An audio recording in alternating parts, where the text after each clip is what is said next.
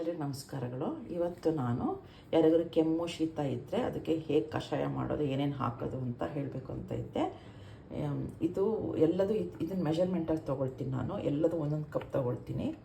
ಇದು ಕೊತ್ತಂಬರಿ, ಇದು ಜೀರಿಗೆ, ಏಲಕ್ಕಿ, ಲವಂಗ, ಆಮೇಲೆ ಇದು ಒಣಶುಂಠಿ, ಇದು ಅಜ್ವಾಯಿನು, ಇದು ಮತ್ತು ಸ್ವಲ್ಪ ತೊಗೊಂಡಿದ್ದೀನಿ ಜಾಪತ್ರೆ, ಇದು ಮರಾಠೆ ಮೊಗ್ಗು, ಇದು ಮೆಂತೆ, ಮತ್ತು ಇದಕ್ಕೆ 3 ಕಪ್ಪು ಇದನ್ನು ತೊಗೊಳ್ತೀನಿ, ಇದು ಬಿಳಿ ಮೆಣಸು, ಮತ್ತು ಜಾಯಿಕಾಯಿನೂ ಒಂದು ಇಟ್ಟಿದ್ದೀನಿ.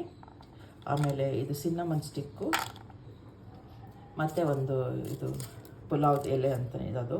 ಇದಿಷ್ಟನ್ನು ಹಾಕಿ ಆಮೇಲೆ ಅರಿಶಿನ, ಮನೇಲಿ ಮಾಡಿದ ಅರಿಶಿನ ಸ್ವಲ್ಪ ಚಿಟಿಕೆ ಹಾಕಿ ಇದಿಷ್ಟು ಕುದಿಸ್ಬಿಟ್ಟು ಹೀಗೆ ಬರುತ್ತೆ. ಆಮೇಲೆ ಈಗ ಕುದಿಸಿದ ಮೇಲೆ ಇದನ್ನೇನು ಎಸಿಬೇಕಾಗಿಲ್ಲ.